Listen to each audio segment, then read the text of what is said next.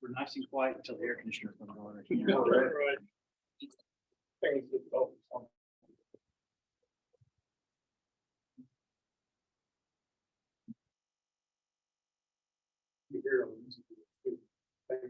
Yeah. Oh, yeah. So we got a couple more items, right? Huh? Yeah. Yeah. Better start on time. By the way, the commercials come on first before we go live. Oh, yeah. All the commercials are running right now. So commercials.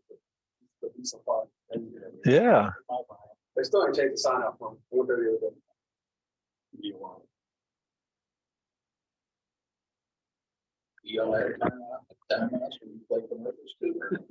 Oh, yeah. You do that too? We not on, I'm not on a lot. Oh, yeah. Y'all guys are first comments Can't tell when you're here what's really in the background.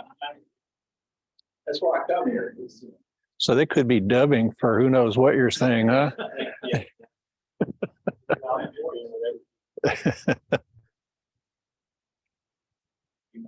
Somebody might be playing attack and kill a bee. Scare the hell out of future beekeepers.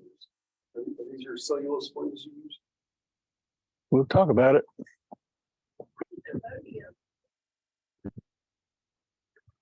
It went good. There were tons of people there, lots and lots and lots and lots of kids.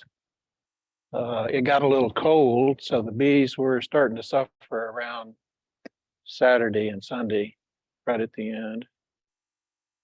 So I'm sure to sign it back. think they were cold. It's, yeah, that way. Wrap it. All right. Okay, I'm on. You good? Can you hear me? Testing, testing.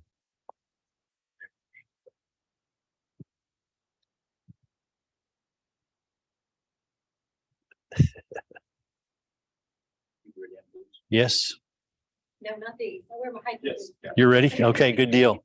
Hey, hi, everybody. My name is Joe Powers. I'm president of the Houston Beekeepers Association. And welcome to our March meeting.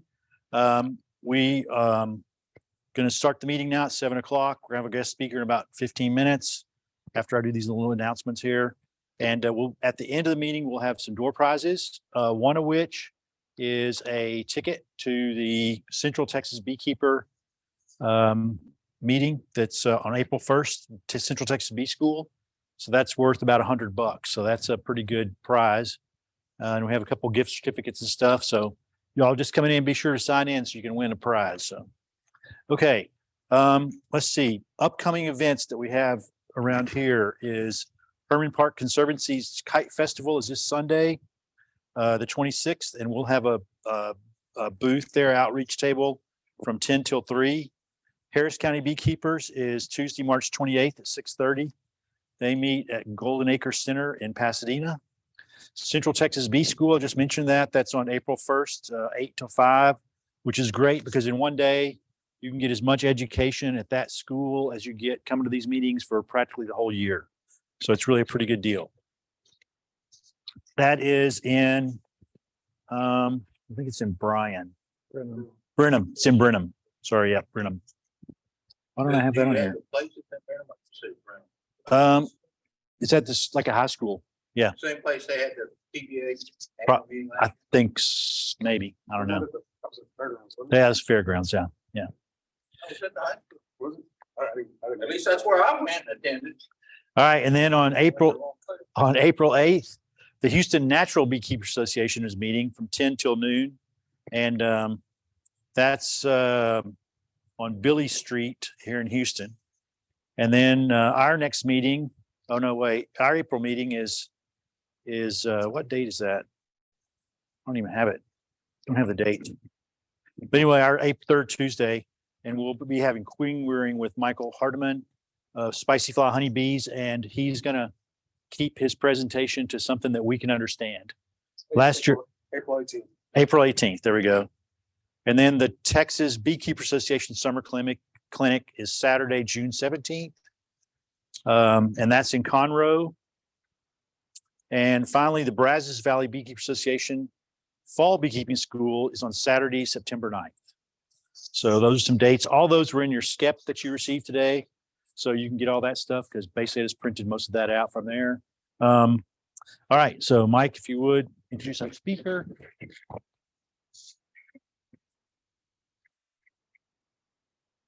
Hi, everyone. I'm Mike Simmons. I'm the vice president. Before I introduce our speaker, I still have 1 month this year that I haven't got a speaker booked yet. So if anybody has any good ideas and any topics they want to hear about, just let me know. So our speaker today is Harrison Rogers. He lives in Brookside Village, has been a beekeeper for 12 years. He and his wife keep 15 to 20 hives in their backyard. Harrison is a Texas Master Beekeeper, past Texas Beekeepers Association area director, and has been an officer in real Texas honey since its inception. He belongs to many beekeeping organizations, teaches an annual beekeeping class in Friendswood, and has organized the honeybee exhibit at the Houston Rodeo for the past 7 years. The rodeo was super fun. I did that last Saturday. I think I have one.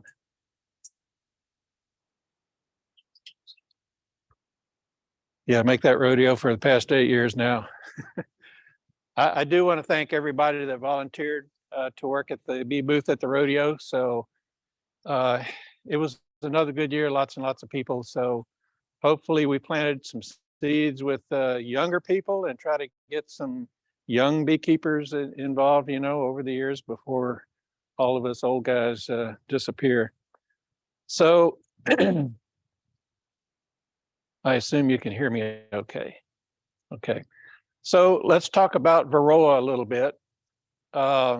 We heard some last month from Kyle about Varroa and a little bit about how bad they are and how often they're around. So Varroa was first, I guess you could say, discovered in about 1904 in Indonesia. It was around 1960 or so that there were different colonies in some bee yards in the Philippines, and that's when the Varroa mite jumped from Apis cerana to Apis mellifera. And we can see that in 1987, Varroa was actually discovered in Wisconsin from some bees that were moved from Florida up to Wisconsin. So they're here now, they're here to stay. They are in every continent. Australia was trying to control them. They were first showed up there in 2018, but just this past year, they've kind of taken over and they've tried to quarantine and burn hives and stuff like that. But I think they're in Australia to stay too now. So if y'all would download this 38-page booklet right here, there's everything that you need to know, and I can go sit down mostly. Really good information, tells you all about all the treatments, how good they are. They've all been tested. Goes into some of the life cycle and that kind of stuff about Varroa. I'm going to talk some about that briefly, and I'm going to talk about some stuff from Randy Oliver, scientificbeekeeping.com. So he's a biologist that looks at bees from a biology standpoint and does lots and lots of testing. Companies that make products will ask him to test, and he says, okay, I will, but I'm going to present the results no matter what they are, whether they're good for you or not. So that's the way he does things. So this little graph right here shows our bees building up from wintertime up to peak in the summertime. And we're kind of right in here right now. So the population is exploding. It's not at a maximum yet, but lagging behind that, the mite buildup.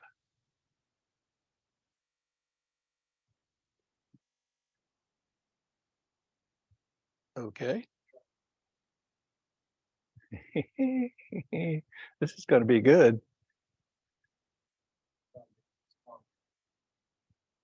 There we go. So population increase right in here. There's our bee population building up, drops back in the wintertime.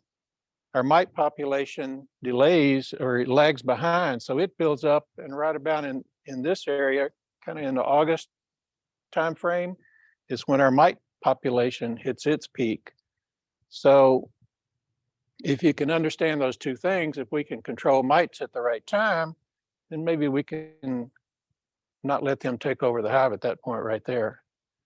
So here's a test that was done in Alberta some years ago and was presented later in the ABJ. So in August, here's a bee yard with 40 hives in it.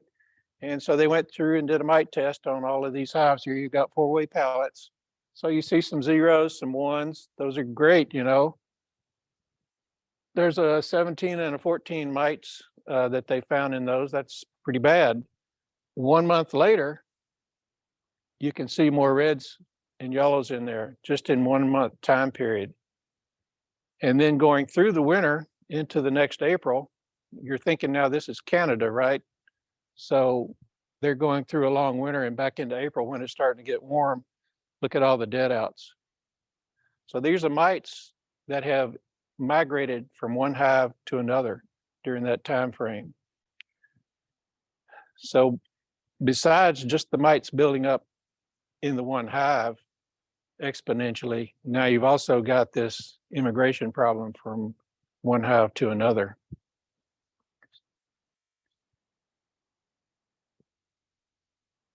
Okay, same chart right here. So what do we do about them? So here's one strategy is that we wait until the mites build up till we get to an economic threshold and treat them. And this is a computer model over here from scientificbeekeeping.com. So let it build up to the point where they're pretty bad here. There's 13 mites per 300 and treat them then and hope you can knock the problem out and don't hurt any of your bees, you know, when you treat them.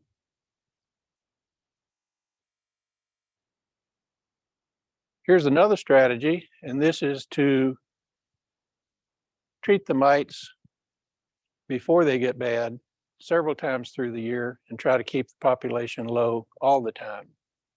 So again, this is from Randy Oliver out in Northern California. What he does, so he does a split right here in the springtime, and you can see that kind of knocks the mite level down some. And then he treats with Apigard, Mitawick quick strips, and then does an oxalic acid dribble in the wintertime. So that's just kind of what he does. And you can see that he's got a safe level of mites right here, which is about 6 per 300, and a danger level here of about 15 or 16 per 300. So you do those percentages, and I would like to stay somewhere below 2% for sure. So that's 6 mites per 300. So Varroa control should be proactive.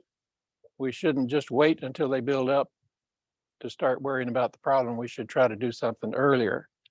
So mites prefer drone brood. Drones take 24 days from the time the egg is laid till the adult bee emerges. Worker bees only take 21. So that extra 3 days gives mites more time to reproduce in the cells. So drone cells invaded a lot more times than worker cells. And because of that extra 3 days that it takes for that adult bee to emerge, now we get more adult mites that come out with that bee when it comes out of the capped brood. So why do the mites know when to do that or where to go? Drone brood has its own pheromone that mites may recognize. And the other thing is that drone brood has a higher carbon dioxide respiration rate. So maybe they recognize that too. Other than that, who knows? But they do prefer drone brood. When you're pulling out frames and you tear open some drone brood, usually at the bottom of the frame or something like that, you might see some drone brood pupae that's broken open. There's a bunch of mites on that one right there. That's bad news. So if you see that, that's evidence that you've got mites, but it doesn't really tell you how bad. It doesn't give you a percentage. And you can open up some drone brood too if you want to with a capping scraper like that. So what we really need to do is to do a real mite check, and that would be with powdered sugar, alcohol wash, detergent wash, or something like that to get an accurate count. Even if you do a sticky board count, that's better than nothing. So how do we kill them? There's some synthetic chemicals right there that have been or are used. Apistan and Checkmite Plus, these have been around for many, many years. And I would say never, ever use them. They are still available at the bee supply stores. I'm not quite sure why, but they are still there.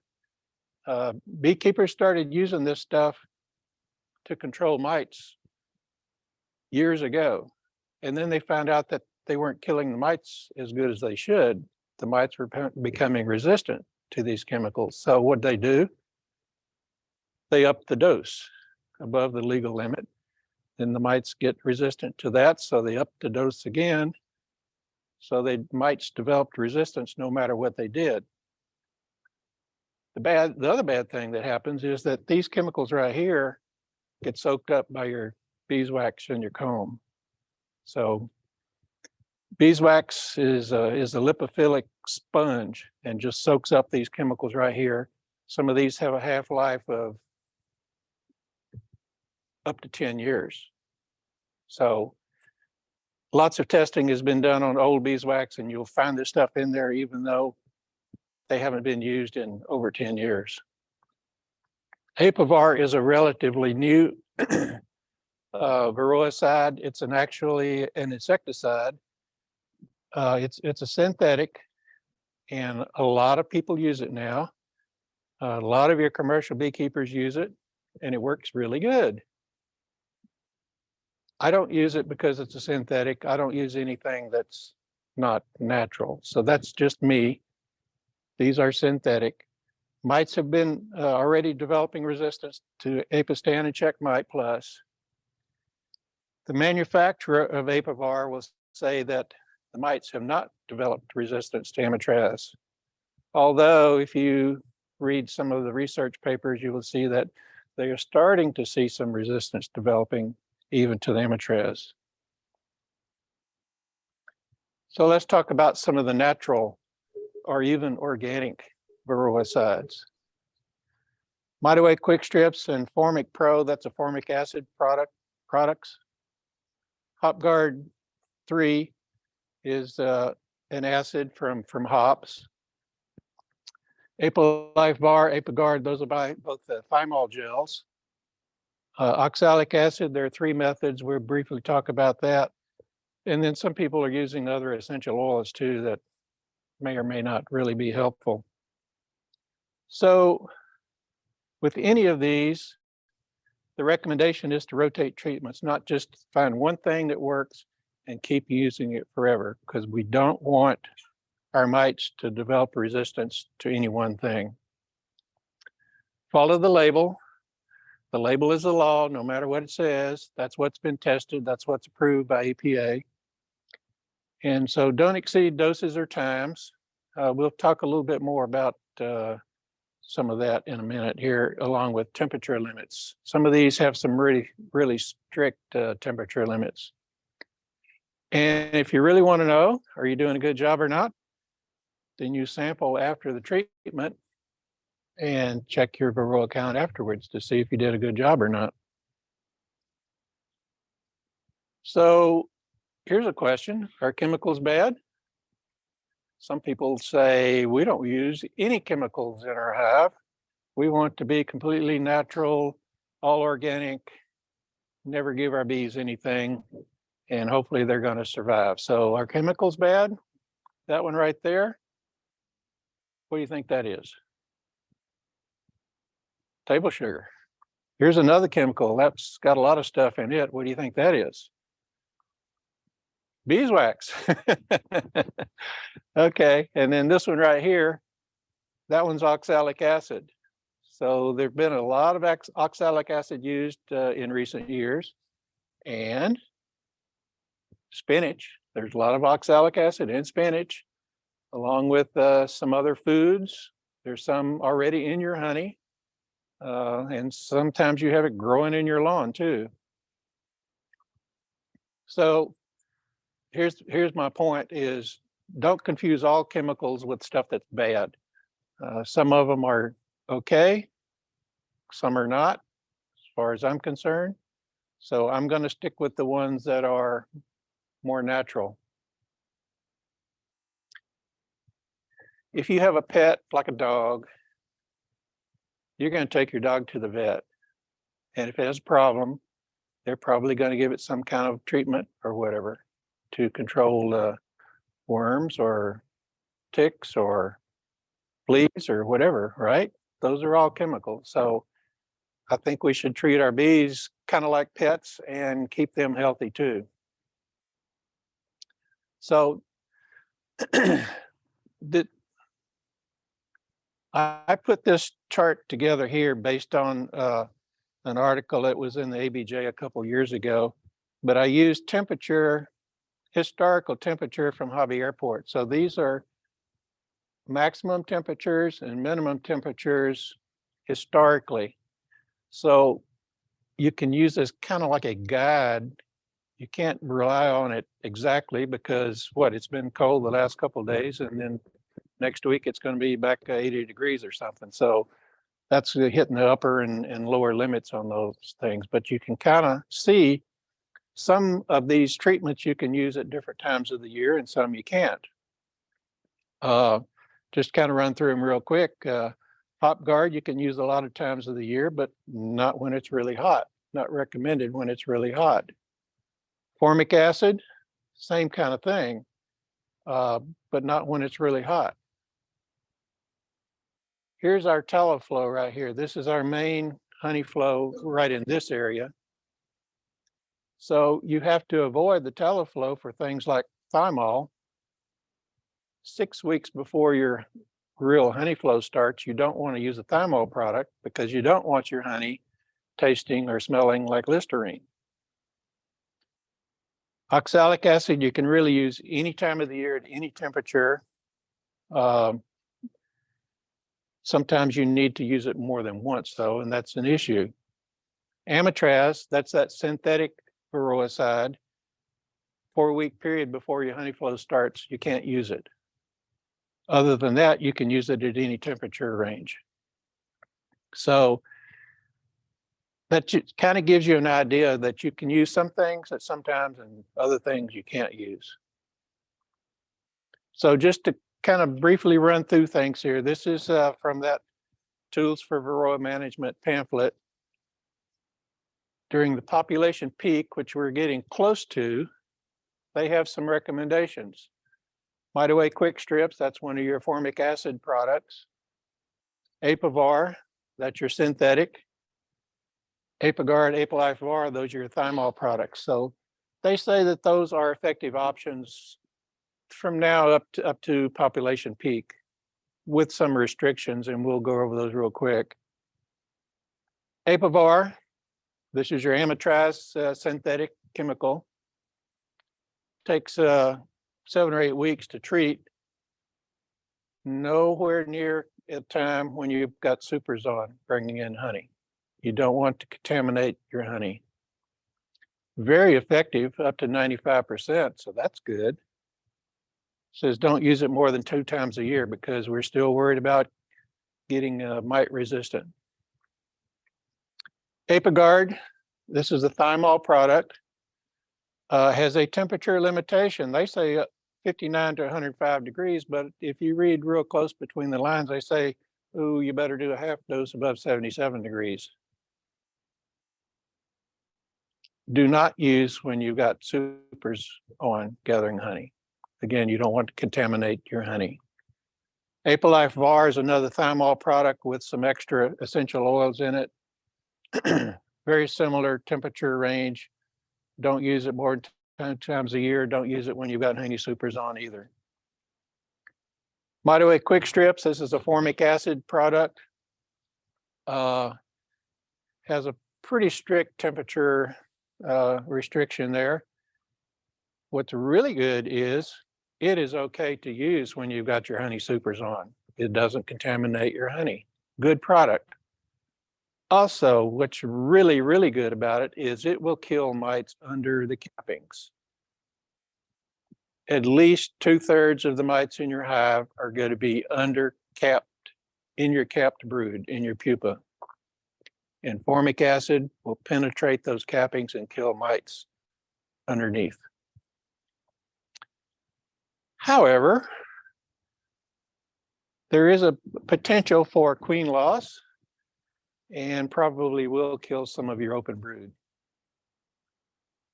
Just something to think about when you use it. Oh, what happened? Okay, Formic Pro, another formic acid product.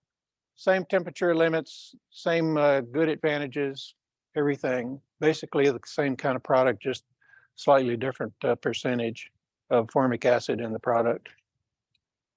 HopGuard, well, it's HopGuard 3 now. It's supposed to be a little bit better than HopGuard 2. Here's another one. It's okay to use when you've got your honey supers on because it won't contaminate your honey. Why not? Why is it moderately effective? Because when there's brood there, it doesn't kill any of the mites under the cappings. And the other thing is it's really messy too. You open it up and it's just dripping everywhere, and you better be using rubber gloves on this stuff. They're cardboard strips like that hang over your frames.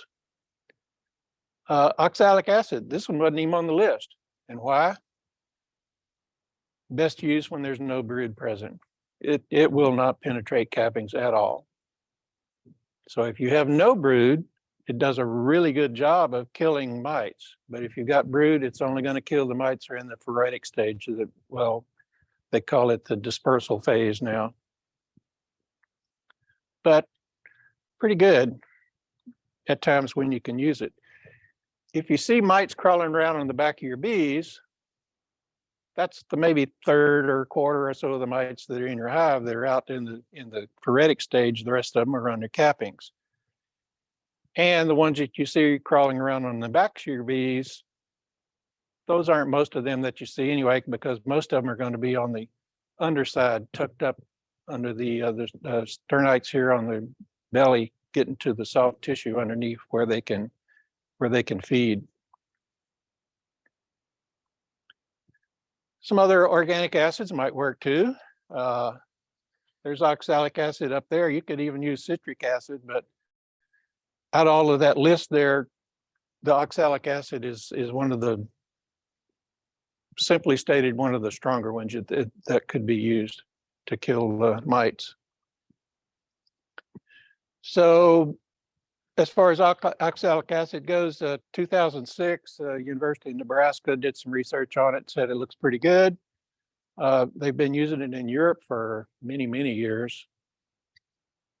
2010, Canada registered oxalic acid for use in beehives, which was good for us because in 2015, we came along and said, hey, Canada's using it, we can use it too, same deal. So EPA approved it fairly quickly.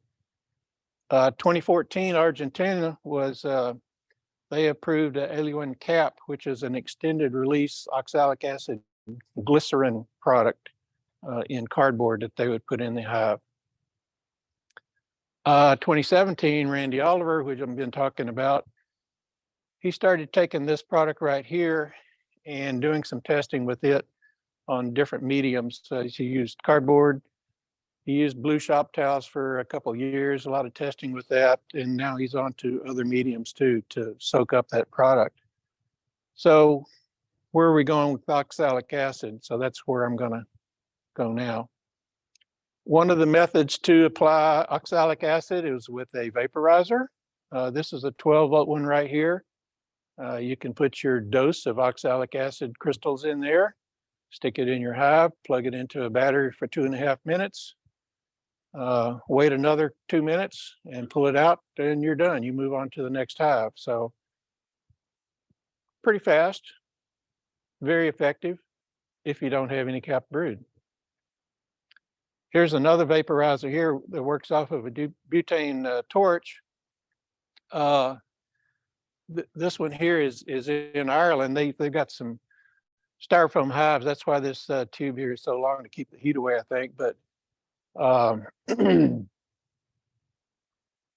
Chuck Myers at the Brazoria County Beekeepers makes these right here for about $50 if somebody's interested in that.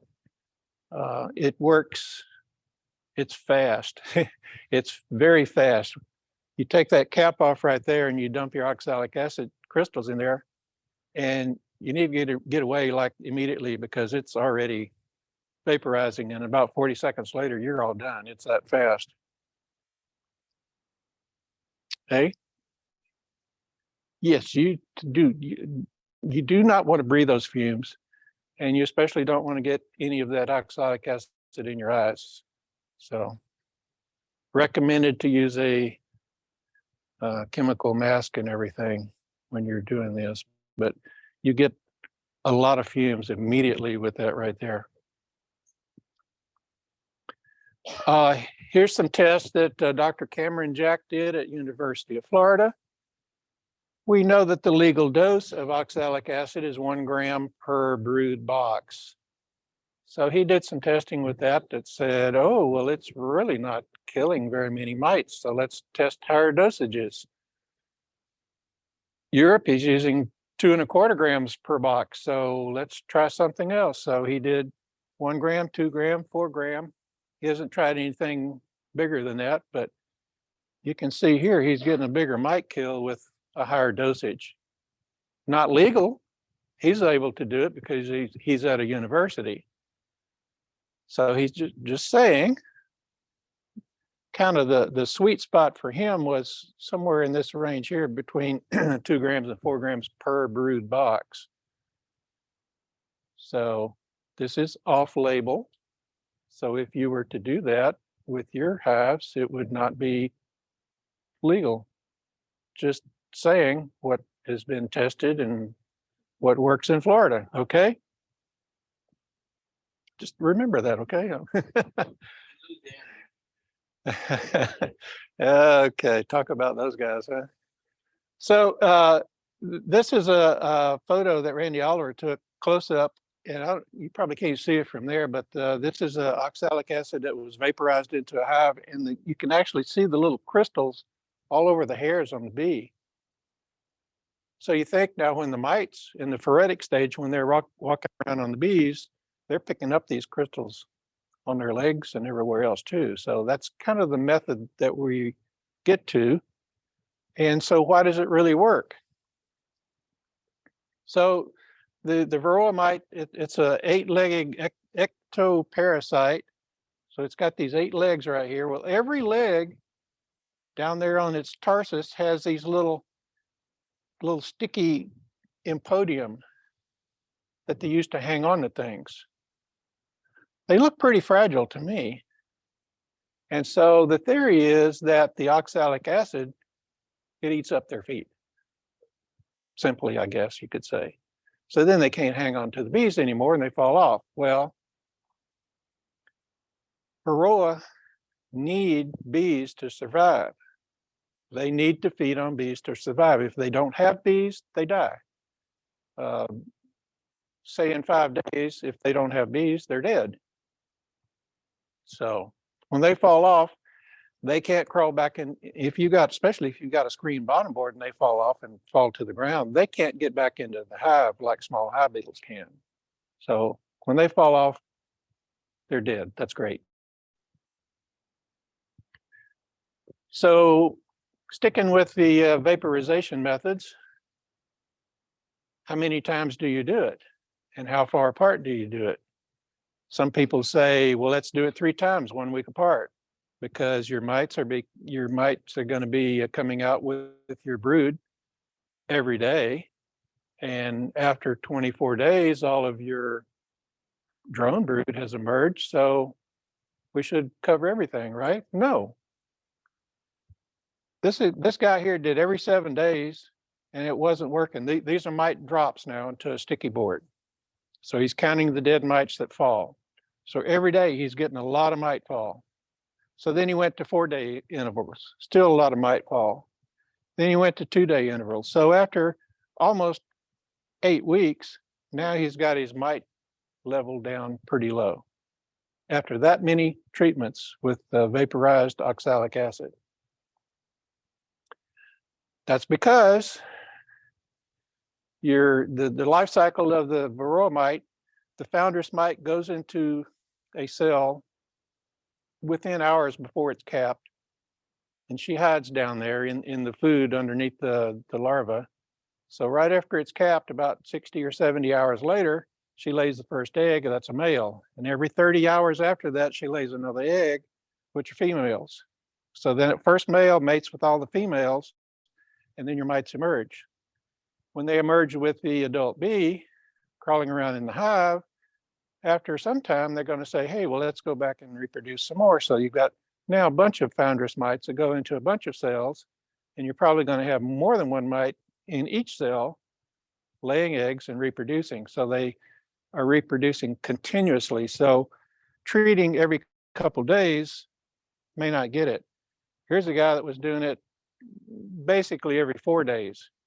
And again, it took him about 2 months to get down to 0 mite drop for dead mites. So that kind of dispels the theory of once every week for 3 weeks, which is what I used to do too a couple of years ago. So another way of applying oxalic acid is dissolve the oxalic acid in 1-to-1 sugar syrup and squirt 5 milliliters between each seam of bees. So this is real quick to do. Randy Oliver does this in the wintertime when there's no brood. Works good then. Oh. Yeah, so if you got 10 frames in a box, then between each frame is a seam with bees on each side of the frame foundation. So 5 milliliters in each seam, that's the dose it's recommended. So there's some brood with lots of mites in the brood. And if you treat with these products that don't penetrate the cappings, then that's what you have, is it doesn't kill the mites. So when you rip a drone cell apart, those mites are very visible, like what you're seeing here. Correct? When they're that color, they're adults. When they're in the proto-nymph stage, they're kind of white colored and you don't really see them. And when they're almost to the adult stage, they're kind of a light brown color, but the dark chocolate brown ones, those are adults. Okay, so it's only the adults that stand out there. When they're very young, you might overlook. Okay, but again, now when this pupa turns into an adult bee that emerges, only the adult mites are going to come out. The ones that are still in the nymph stage, those aren't going to live. So it's these dark ones here that are going to come out.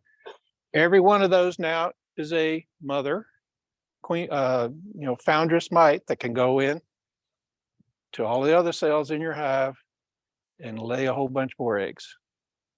So if you switch the drone brood, you're actually releasing those live mites. Yeah, they're going to come out anyway at some point.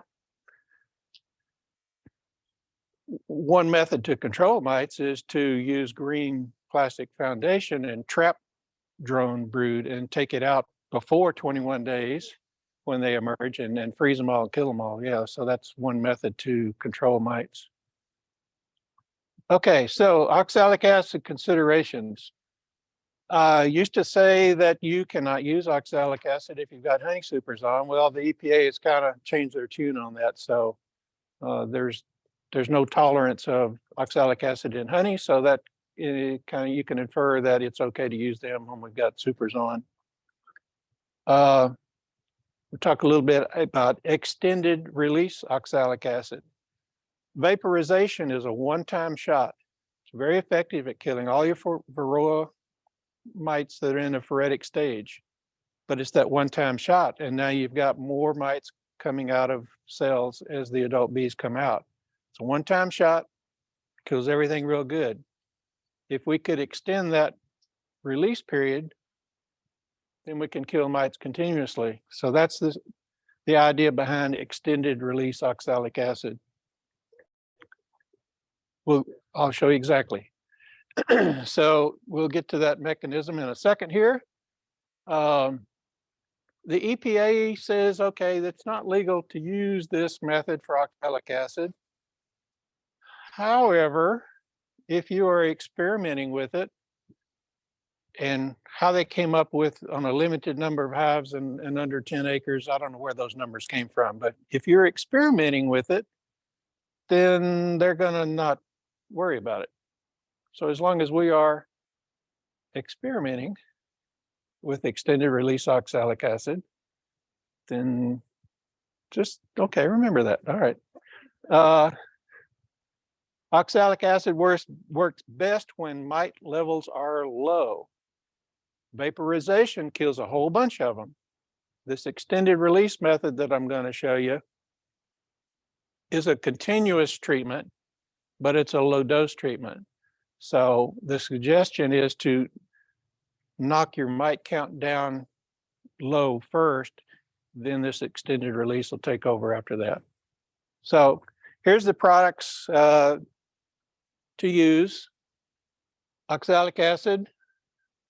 You can buy all this stuff off of Amazon, by the way. There's 5 pounds of oxalic acid from Florida Labs. There's vegetable glycerin, which is a food grade product. It's a sugar alcohol. It tastes sweet. It's in a lot of the foods that we eat already, okay? It's not going to hurt your bees. And Swedish dishcloths. Here's some right here. And we'll pass them around so y'all can look at them. So those are the products. That's all you need. Just for safety purposes, since you were using oxalic acid, and if you want to neutralize it, you can use baking soda and water to neutralize your tools or hands or whatever. So here's the details. You can go to scientificbeekeeping.com and you get all the details there. I'll run over them real quick. For 10 colonies, you take these Swedish sponges here and cut them in half. We're going to mix up 500 grams of oxalic acid and 500 grams of glycerin, which is 13.5 fluid ounces. You're going to heat it up to somewhere above 160 degrees. It's going to you're stirring it the whole time, and it's going to dissolve, and the solution is going to turn clear about that point. While it's still, well, 160, okay? Don't go over 170. 160 is good. So it'll start dissolving earlier, but you keep stirring it till it turns clear, and that's around the 160 degree mark. And then while it's still hot, you want to pour it over 20 of those half sponges. So you're going to do that right there while it's still hot. And it's going to soak up kind of from the bottom. And then you're going to flip them over so they can soak up more from the bottom too. And so you've dissolved all of that in those sponges. And it's probably best to let them cool till the next day, I would say, because it makes them easier to handle at that point. So there they are after they've already soaked up everything, and they kind of turn stiff. He says that the best time to apply it is when you put your honey supers on.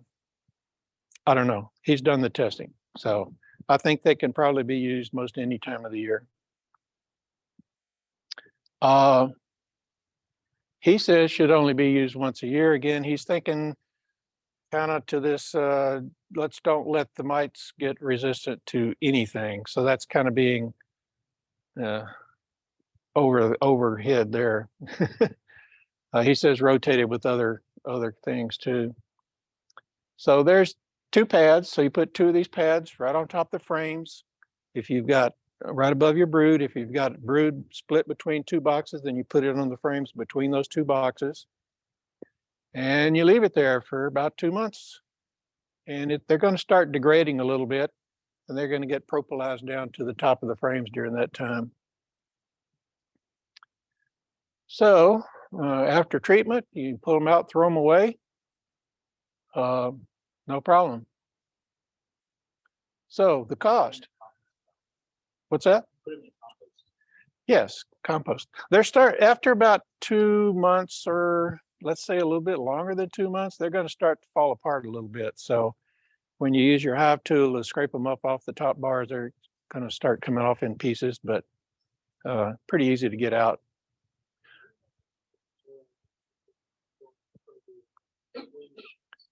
Cellulose sponges. Yeah, right. So they're going to kind of start falling apart after a while. Again, the product that came from Argentina originally, that was on cardboard strips, and they've tried other mediums too, like chipboard or other kinds of things like that, that would disperse the product evenly over a period of time. But right now, and they're still testing this stuff. They may come up with a better thing later, but right now the Swedish sponges is probably the best. There's another one called Maximizer pads that I haven't tried. Something similar. You tried to close the gift like 10 times.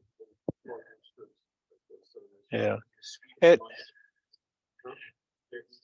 Yeah.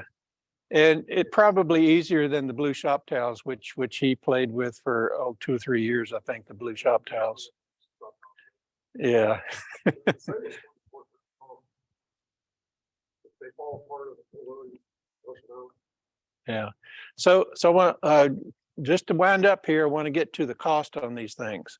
So they're hard to understand because some products you have to put on once, some you got to put on twice, or you use 2 strips or 4, or split them up and put 1 in each corner kind of thing. So if you go through all of the math and all of the costs on there for a full treatment for a hive, this is what I came up with. Amatraz, $8.79 to treat a hive. Mighty Way Quick Strip, $6.10. The Formic Pro, a little bit more.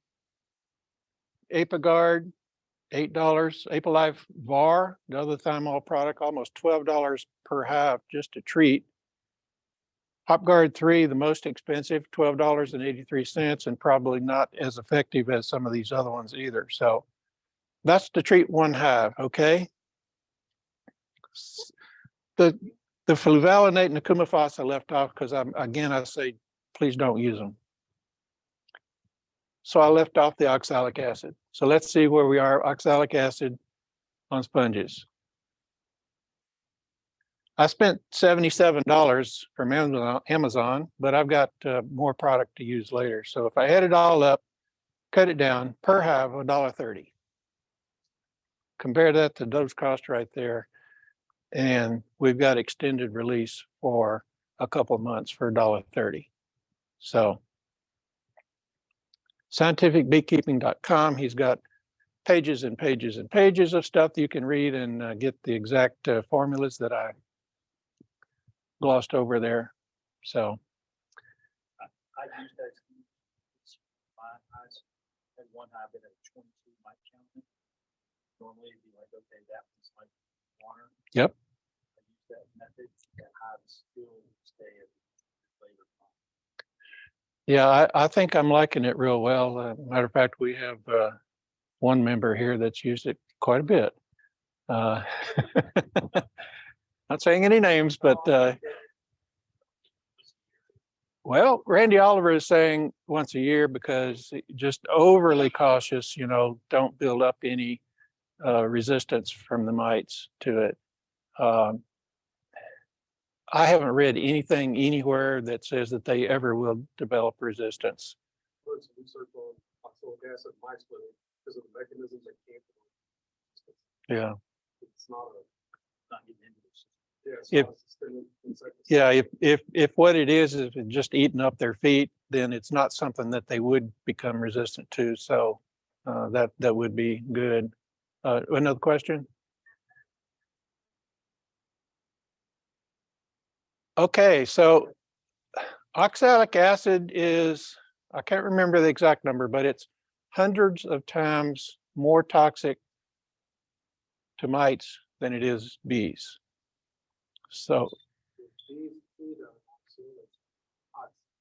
oxalis, yes. So I don't know. Yeah, a lot of oxalic. Yeah. Well, like I said, there is some oxalic acid normally in honey, and yeah, the oxalis weeds that you have sometimes in your yard with the little yellow flowers, you know, they'll pick that up too. Yeah. So the dose that he's presented here is a certain amount of oxalic acid for a hive. And so if you were to do 100 times that, then maybe it would start killing bees. I don't know, but we do know that oxalic acid kills mites and in general is safe for bees. Yeah. I did 40 hives last year, and I didn't notice any differences in food. Matter of fact, I was raising queens, doing splits in the middle of summer without speeding a lot with those strips on. Yeah. That was my personal experience. I paid for it.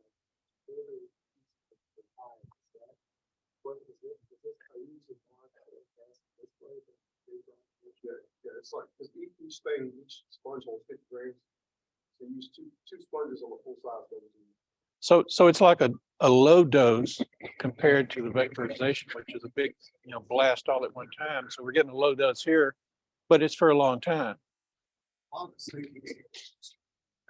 sponges away, they're still pretty stiff. You had a chart where you had the tallow flow, and you talked about your tallow flow, but that's just if you harvest once a year. But there may be beekeepers that harvest twice a year, so they should keep in mind those restrictions Right. on So, that chart. yeah, so your Can you go apivar, back to that? your apivar and your thymol products, no matter when you harvest during the year, or how many times, you never wanted to use that before. Chart Can't was go for back. Your chart was for one Right. Yeah. harvest, yet people harvest them. So yeah, so no matter when your harvest time is, say you have hives in the old country or something, and you're gonna have your honey flow at a different time period, then you need to make sure that you're not using some of these products right before that. Yeah, that one there. So yeah, the thymol products 6 weeks before your honey flow, and your amatraz 4 weeks. So yes. Do you know of any plants that mites don't like at all? Kind of like I plant onions around my cucumbers just so I can keep different pests around there. Do you know anything naturally that we can plant around our hives that they kind of don't like? No, I don't know of any plants that would keep mites away from your hive. Thank you. That would be great if you could just plant stuff that made nectar and that the mites don't like. That would be great. So here's the really bad. Okay. So if you can get used to treating Varroa mites now, Varroa destructor, get used to kind of doing that, then that kind of leads into when do tropolalaps get here? So they're migrating around the world now, and as far as we know, they're not here yet. But when they get here, they're going to be a little tinier mite, and they're going to reproduce a whole lot faster. So hopefully we can keep things under control, keep our hives healthy, the way they are right now, and deal with that later. Bees withstand dusting? No. It will Yeah. kill them. Wouldn't dust. The audience asked about but diatomaceous they do earth. diatomaceous earth in small high beetle traps where the bees don't get to it. Anecdotally, I put that around my hives because I was trying to get rid of ticks. And it seems to have reduced my small hive population. They keep in the ground. Right, small high beetles pupate in the ground. They could crawl 20 or 30 feet away rather than just straight down, but if you can kill them in the ground with diatomaceous earth or nematodes or something else. That the problem is when it rains, a lot of that stuff gets washed away, and then you don't have that effectiveness anymore. So if I have one hive, then I put the sponge things on the two sponge things on each brood. So that's 4. Or just Yeah, just two sponges in the hive. and Yes. none on the soups. No. You want it, okay, so most of your phoretic Varroa mites are going to be close to where they came out.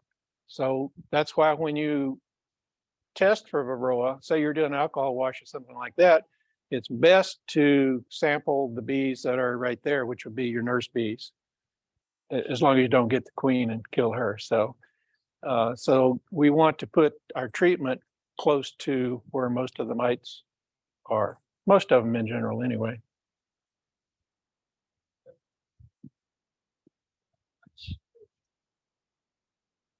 They asked how much they charge. Well, the last time I got honey tested for pollen, I sent a check for $100, but Dr. Bryant died a few years ago, so I don't know. There's a lab in Sweetwater Labs in Missouri that will do testing, but I haven't tested any more honey since Dr. Bryant died. Sweetwater Labs. Yeah. Have you looked at the extended style? Nope. Have you looked at the extended release thymol? Yeah. Yeah, when there's no honey supers or any chance of contaminating honey, then thymol would work at that point. Yeah. So,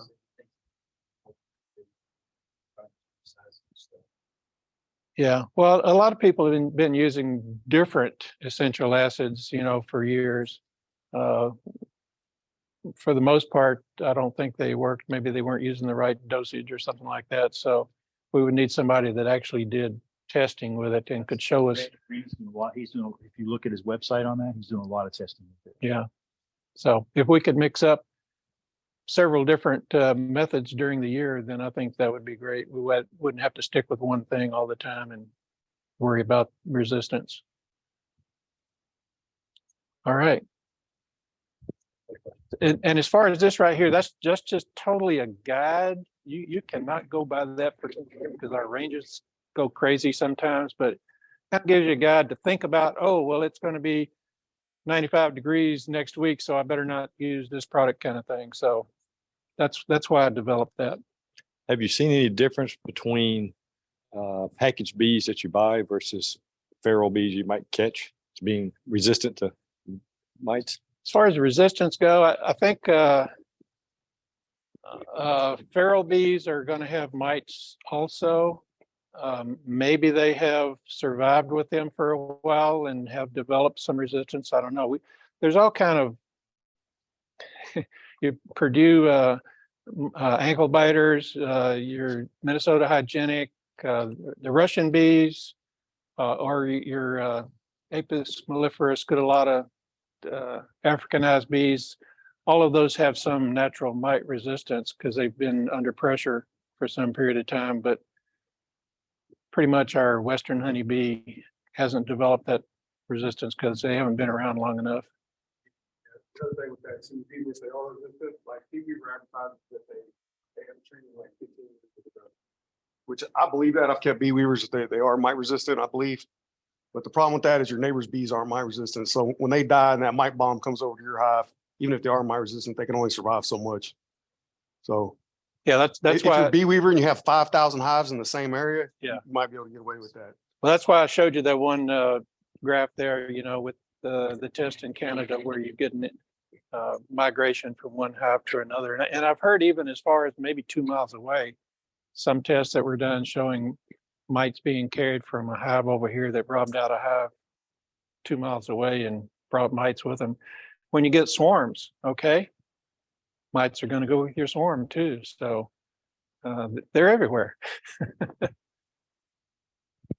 All right. See if there's. Are there any questions online?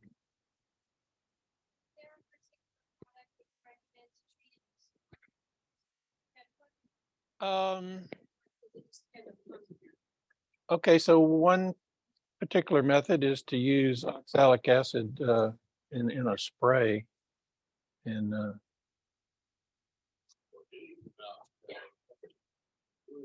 yeah. Yeah. Yeah, nukes are going to have brood, but a package is nothing but just bees, so no brood whatsoever. So any mites that are there should be. Can't you mix up that drip? and use Yes, aerosol spray it on package?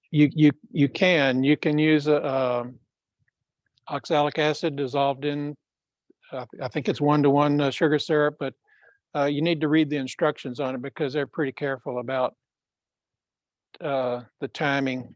And I think you want to spray them with sugar syrup first and not just hit them right away with oxalic acid, but you need to look at the instructions on that. If you trap a swarm trap, I'm getting the feel that you need to treat them right away within what, 7 days max before they do any cap brood? Your swarm trap may already have cap brood in there because you're not going to pull that swarm trap out until. No, I'm talking about a hive swarm just recently moved into your swarm trap. Now, do you need to treat that swarm trap within the first week of bees moving in? Depends on how critical you want to be. Some people will take that swarm and move it to a quarantine yard because they don't know what's in it. But you could, I might suggest put one sponge with oxalic acid in your swarm trap because you're not going to have a whole, you're not going to have 40,000 bees there. You might have 10 or 15,000. So less bees, maybe less dosage. Just my thought.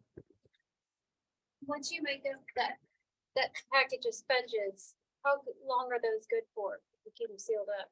Well, keep them sealed up. I think he says they're good for maybe a month or something like that. Yeah. Yeah. Yeah. The acid will start eating up the cellulose. If I had a package of a swarm I just caught, I'd be afraid to treat them to vaporize them within the first few days. You might cause them to abscond. Yeah, I would, if it was me, I would wait for 7 or 8 days until the queens actually start laying some eggs at Yeah. least, and then I would vaporize. Or a couple of weeks even, yeah, and get them real situated. Yeah, I'd rather deal with a few more mites later, a week or two later than Losing the hive. yeah, than have my, especially as a hobbyist beekeeper when I got, when I just bought my first package, that would have sucked for them to abscond. We're good at that. I can get bees abscond. I don't have to train for that. Okay. All right. We have a question online from Russell asking, was Formic Pro discussed? He had arrived late. And do you feel it is truly safe to use during a flow? Yes. Formic, they're the two Formic products, the Modaway Quick Strips and the Formic Pro.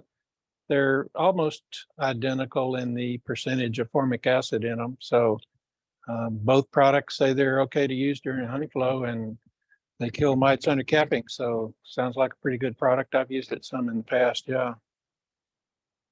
Says thank you. All righty. Thank you.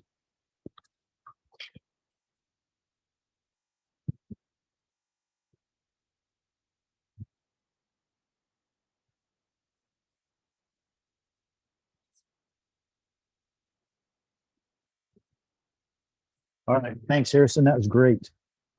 Okay, so we're gonna do a drawing for door prizes. And then after that, all you guys who are new to beekeeping, who have signed up to be mentored, we'll just meet kind of over in this area.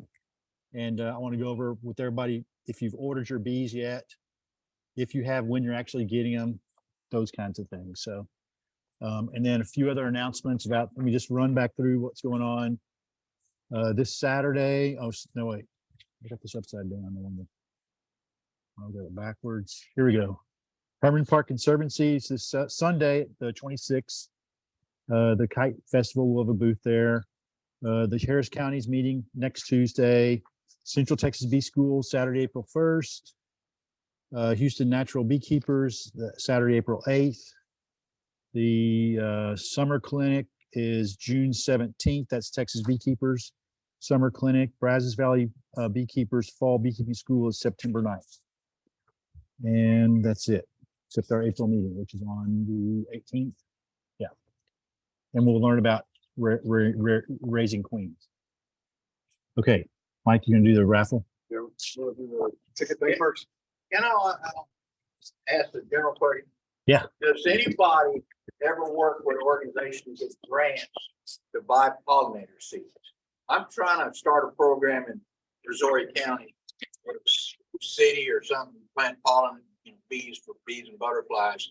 And, you know, Check obviously it's check with expensive. Texas Master Naturalists. And the Native Plant Society of Yeah. Texas. Those, Tried those two. and what did they say? I didn't get into it where Try no again. money. Well, they might not have money, but I've been to their meetings. They give out seeds when you go to their meetings constantly. Website will do a $500 grant. Yeah. Native Plant Society of Texas does a $500 grant every year. Okay, so I'll call National Environmental Education Foundation's doing a grant for about 3,000 right now. them. What we need. Yeah. All right, you want to make prize number one, free ticket to Sure. the Beekeeper School. That's on Saturday, April 1st. So if you win this one and you can't go, tell us and we'll give you one of the other prizes and let somebody else win so they can actually go. Cause it's like $100 deal here. Kelly Black. Check your calendar. All right. Okay, then we got to forward you an email that'll have the ticket on it. Then I got two gift certificates for Miller Bee Supply. It's a full bee supply company. I like the woodwork. I bought a lot of it. Let's see, well, Harry Harrell, Harry wins. You win every week, every month. then Wagner. I'm not even gonna murder that last name. Is that-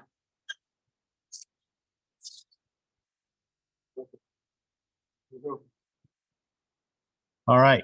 Thank everybody for coming. If you would, please put your chair back on the rack here. Oh, he said to leave like 15. Oh, leave 15. Okay. So leave some of the chairs. And it's for 2 rows. And then we'll just come over here to talk about the new beekeepers. Thank you. Goodbye online.